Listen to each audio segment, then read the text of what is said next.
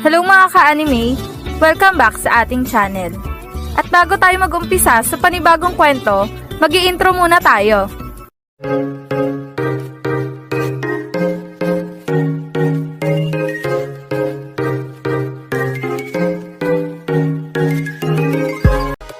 Bago natin simulan ang panibagong kwento na High School League, gusto ko lang ipaalala sa inyo ng paulit-ulit na ang kwentong ito ay isang fan-made lamang na nabasa ko lang sa isang site at hindi ito kasama sa totoong kwento ng Slam Dunk. Ngayon, kung nagustuhan nyo ang ganitong kwento, please pa-like ng ating video at pa-follow na din sa ating Facebook page na Tagalog Anime Manga. Tara, umpisahan na natin ang chapter 133 ng International League. Nagawa nga makapuntos nitong si Akagi laban sa depensa nitong si Hikaru. Ngunit, hindi din naman nagpatalo ang mga manlalaro ng Ryokufu at talaga namang mabilis lamang nilang nagawang mabawi ang puntos na ginawa ni Akagi sa kanila na labis na ikinamangha talaga ng buong tagahanga ng Ryokufu. Sa kabilang banda naman, hawak na ulit ng Shouko ang bola at tinadala na ito ni Ryota papunta sa kanilang basket. Team, focus lang! Lamang pa din tayo sa kanila! Kaya naman, huwag kayong magpapa-apekto sa mga sigawan ng mga fans nila. Ngayon, babawiin natin agad ang ginawang puntos ng Ryokufu. Kaya naman team, tara na! Humanda na kayo at pupuntos tayo! Yan ang sigaw ni Ryota na biglang lumapit itong si Rukawa kay Ryota. Miyagi, papwestuin mo yung si Akagi sa loob ng basket at pasahan mo ito ng maganda upang silang dalawa ang maglaban sa loob ng basket. Kailangan makabawi nitong si Akagi dyan kay Hikaru upang mabawi niya ang kanyang lakas ng loob. Dahil baka maulit muli ang nangyari noong Inter-High nang mawalan ito ng tiwala sa kanyang sarili. Kaya naman Miyagi, ipasa mo kay Akagi ang bola at sumuporta na lang tayo sa kanya. Yan ang sabi ni Rukawa. Habang itong si Ryota naman ay agad na i-dribble ang bola ng mahinahon. Sabay sumigaw kay Akagi. Akagi, ipasa mo na maayos ang sarili mo dahil kailangan nating makabawi. Kaya naman, pumwesto ka at talunin mo yung si Hikaru. Yan ang sabi ni Ryota. Sabay pasa ng bola papunta kay Akagi. At nangawak na ni Akagi ang bola, agad din naman itong binantayan ng mahigpit ni Hikaru. At sa pagkakataon na to, talaga namang sobrang higpit ng bantayan nila sa isa't isa na talaga namang ikinatuwa ng buong manonood sa loob ng court. Sige Akagi, kaya mo yung si Hikaru. Huwag mo nga hayaan na mapigilan ka niya. Kailangan makabawi ka sa lalaking yan. Ipakita mo sa kanya na hindi ka basta-basta isang sentro lamang. Dahil ikaw ang magiging numero 1 sentro dito sa ligang ito. Kaya naman Akagi, talunin mo yung si Hikaru. Go Akagi! Akagi! Akagi! Akagi! Yan ang sigawan ng mga tropa at tagahanga ng Shouko. Sige Hikaru, pigilan mo yung si Akagi. Patunayan mo sa kanya na ikaw lamang ang pinakamalakas na sentro dito sa International League. Huwag mong pagbibigyan yung si Akagi. Hindi na dapat makahon pa ang mga manlalarong yan. Mahinang nila lang lamang yung mga yan.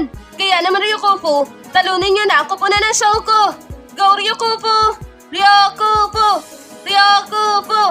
Ryokufu! Yan naman ang sigawan ng mga tagahanga ng Ryokufu. Sa kabilang banda naman, itong si Akagi at Hikaru ay patuloy lang sa pagkakalabawan sa isa't isa. At talaga namang walang sino man ang gusto magpatalo sa dalawang malakas na sentro na to. Ngunit, dito ay talaga namang sobrang higpit ang ginagawang depensa ni Hikaru kay Akagi na halos hindi magawang maitulak ni Akagi ang depensa ni Hikaru sa kanya. Dahil na nga sa napakaganda ng pwesto ni Hikaru sa ilalim ng basket at sinasamahan niya pa ito ng konting panggugulang. Nakainis, hindi ko magawang maitulak itong depensa ni Hikaru Masyadong lumakas ang kanyang katawan na naging dahilan upang hindi ko siya magawang mapaatras. Ngayon, ano nang gagawin ko? Paano ko siya matatalo kung hindi ko siya magawang gibain? Yan ang sabi ni Akagi sa kanyang sarili. Habang itong si Hikaru naman ay talaga namang sobrang higpit ng depensa na ginagawa kay Akagi at hindi niya hinahayaan na may ipasa ni Akagi ang bola sa kanyang kakampi na biglang pumito ang referee. 24 seconds violation! Sa Ryokufu ang bola! Yan ang sigaw ng referee na naging dahilan upang magyabang ulit itong si Hikaru kay Akagi. Ano na Akagi? Mukhang kinakabahan ka na. O baka naman, humina ka na talaga.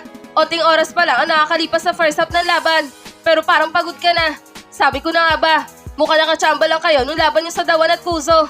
Wala pala talagang binatbat ang sentro ng Shouko. Ngayon, humanda na kayo. Dahil siguradong amin na ang panalo sa laban na to. Yan ang pagyayabang na sabi ni Hikaru. Habang itong si Mitsui naman ay agad na nilapitan itong si Akagi at tinapik ito sa kanyang likuran. Akagi, anong problema? Anong problema at bakit hindi mo siya magawang maitulak? Anong nakikita mong dahilan kung bakit kanya nagagawang lamangan? Di ba nag-ensayo ka ng gusto nung training natin para makasabay dito sa laban na to? Pero bakit ganon? Nagagawa ka pa din niyang pigilan. Yan ang sabi ni Mitsui. Mitsui, hindi ko siya magawang maitulak dahil siguro ito sa napakagandang pundasyon niya sa ibaba. At kapag binabangga ko naman siya, sinasabayan niya ang aking pagbangga. Kaya naman, hindi ko din siya magawang maitulak. Yan naman ang sabi ni Akagi. Habang itong si Mitsui naman ay biglang napabulong sa kanyang sarili at may naisip na plano upang talunin itong si Hikaru sa ilalim ng basket. Ganito palang ginagawa ng Hikaru na yun ah. Ngayon, humanda ka na Hikaru dahil sa pagkakataon na to, kami naman ang manggugulang sa'yo. Yan ang sabi ni Mitsui sa kanyang sarili, sabay bulong ng mahina kay Akagi. Akagi, humanda ka dahil meron akong plano para sa posisyon na to. Ngayon, tatalunin natin yan si Hikaru. Kaya naman, bantayan mo siya ng mabuti Akagi at hamunin mo siya ng one-on-one.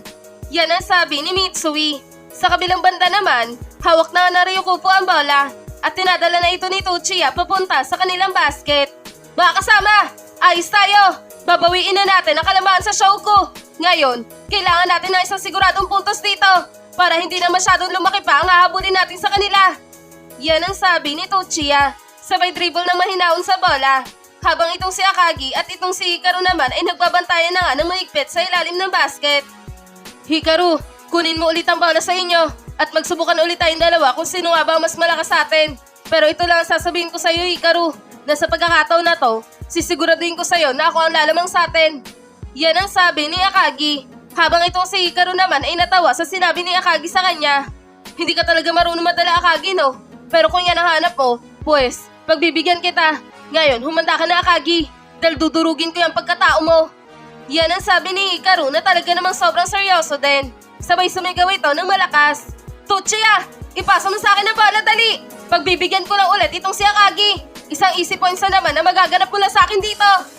Yan ang sabi ni Hikaru. Habang itong si Tochiya naman ay napansin ang ginagawang play ng Shouko. Kaya naman, nakaisip din ito ng isang magandang plano para pigilan din ang gagawin na play nitong Shouko. Easy ka lang Hikaru, dahil meron ako napansin na kakaiba sa mga manlalaro na Shouko. Pero huwag ka mag-alala, dahil ipapasa ko naman talaga sa'yo ang bola. Ngunit, may titignan lamang ako sandali para masigurado na hindi ka nila magagawang pigilan. Yan ang sabi ni Tochiya. Sabay tinignan na nito ang lahat ng manlalaro na Shouko. At napansin nito itong si Mitsui na medyo nakadistansya kay Katsumi. Ah, yun pala ang plano niyo Shouko ah. Ngayon, booking ko na kayo. Sige. Tignan natin kung magagawa niyong pigilan ang aming posisyon. Yan ang sabi ni Tochiya sa kanyang sarili. Sabay pinasa na nga nito ang bola papunta kay Hikaru. At nang hawak na ni Hikaru ang bola, agad din naman itong binantayan ng mahigpit ni Akagi. At talaga namang nagbubungguan na sila sa ilalim ng basket. Habang itong si Mitsui naman ay bigla nag-spin moves ng sobrang bilis sa kanang depensa ni Katsumi upang makalapit ito kay Akagi. Ngunit, laking gulat itong si Mitsui. Dahil na nga sa pag-spin moves niya, bigla niyang nakita itong si Tochiya sa kanyang harapan. Ano? Bakit siya nandito? Huwag mong sabihin na nabasa niya ang aming gagawin na play. Yan ang sabi ni Mitsui sa kanyang sarili. Anong binabalak mo Mitsui? Akala mo ba magagawa mong suportahan yung captain ninyo? Pwes, diyan ka nagkakamali dahil hindi kami papayag na pakialaman nyo ang dalawang sentro sa ilalim ng basket. Yan ang sabi ni Tochiya na talaga namang sobrang higpit ng ginagawang screen kay Mitsui. Sa kabilang banda naman, itong sila Akagi at Hikaru ay patuloy lang sa pagbubungguan sa ilalim ng basket. Nang biglang binangga ng malakas ni Hikaru ang depensa nitong si Akagi. Sabay bahagyang siniko ito sa tagiliran na naging dahilan upang mapatras ito ng bahagya sa depensa ni Hikaru. Humanda ka na Akagi, dahil sa posisyon na to, titiyakin ko na sa amin ang puntos dito. Yan ang sabi ni Hikaru. Sabay tumalo na mata sa takmang gagawa na nga ng isang slam dunk. Habang itong si Akagi naman ay biglang napangitay sa kanyang sarili. Ikaw ang nahuli namin. Ngayon, wala ka na din kawala. Dahil siguradong isang supad pa lang aabutin mo sa amin. Yan naman ang sabi ni Akagi. Sabay tingin sa itaas. Ngunit, laking gulat ni Akagi. Dahil na nga sa hindi lumabas itong si Mitsui sa kanyang likuran. Ano? Pero nasa plano namin to ah. Ano ba talaga nangyayari? Nasaan ka Mitsui? Yan ang sabi ni Akagi sa kanyang sarili. At ang paglingon nito kay Mitsui, laking gulat niya dahil na nga sa dinoble team pala ito ni Katsumi at Tochiya. Kaya naman, itong si Hikaru ay nalibre na nga sa itaas at nakagawa na nga ito ng isang monster slam dunk na agad din naman pumasok sa kanilang basket. Kaya naman, naibaba na nila sa 1 puntos ang kalamangan sa Shouko. Nalabis na ikinatuwa talaga ng buong tagahanga na Ryukufu. Ayos! Ang lakas niyo talaga, Ryukufu! At ikaw, Hikaru! Walang binatbat sa'yo ang sentro na Shouko! Hindi man lang siya nakapalag mula sa opensa mo! Sabi na nga ba, walang gagawin niyang may number 4 na Shouko sa'yo eh! Sige, Hikaru! Dalain mo pa yung may number 4 na yan! Turuan mo kung paano nga ba talaga dumipensa! Yan ang sigawan ng mga tagahanga ng Ryukufu.